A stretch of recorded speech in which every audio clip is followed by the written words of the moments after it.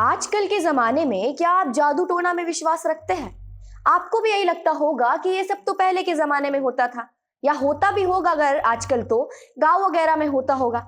लेकिन आज हम आपका यही भ्रम तोड़ने आए हैं और आपको बताएंगे कि आजकल भी लोग इन सब बातों पर भरोसा रखते हैं, और इतना भरोसा कि अपनी खुद की बेटी को मार सकते हैं।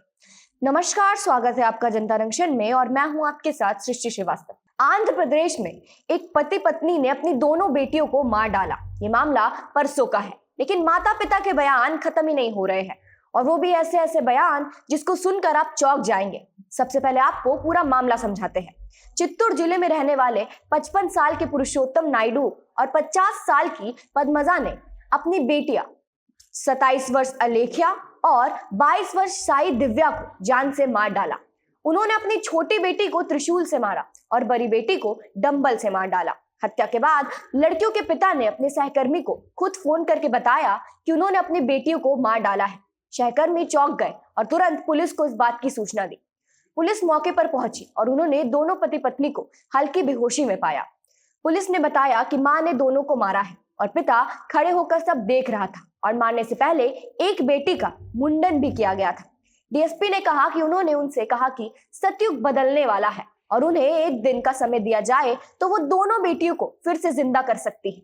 पुलिस को इस बात का भी शक है कि परिवार कुछ समय से रहस्यमयी गतिविधियों में शामिल था, और दोनों को देखकर कोई भी ऐसा नहीं सोच सकता था कि वो ऐसा कर सकते हैं, क्योंकि पुरुषोत्तम ने पीएचडी की डिग्री हासिल की है और वो एक प्रोफेसर भी है, और उनकी पत्नी एक प्राइवेट स्कूल की प्रिंसिपल भी है, और उनकी एक बेटी भोपाल में पोस्ट ग्रेजुएशन की पढ़ाई कर रही थी, और दूसरी बेटी ए.आर. रहमान के केएम संगीत संरक्षिका की एक वार्ड थी।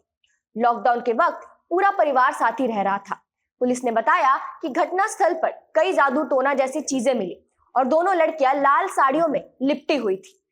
शव को पोस्टमार्टम के लिए भेज दिया गया। पुलिस ने जब दोनों जोड़े को हिरासत में लिया और जो बात उन्होंने बताई वो वाकई में काफी चौंकाने वाली है। दोनों ने बताया कि उनकी दोनों बेटियों की तबीयत ठीक नहीं थी कुछ दिनों से।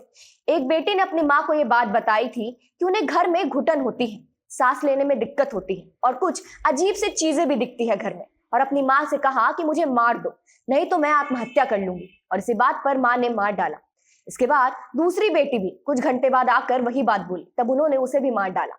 पुलिस का कहना है कि जब सीसीटीवी चेक किया गया तो उसमें कोई भी बाहरी आदमी के जाने की आशंका नहीं है। जब पद्मजा को अस्पताल ले जाया गया कोरोना के टेस्ट के लिए, तो वो चिल्लाने लगी और बोलने लगी कि मैं भगवान शिव हूँ, काम हो चुका है और मैं खुद कोरोना वायरस हूँ। ये वाकई में बहुत उलझा हुआ मामला है। अब देखना यह है कि पुलिस इसको कैसे सुलझाती है। इस केस से जुड़ी बातें हम आपको बताते रहेंगे। आज के इस वीडियो में इतना ही।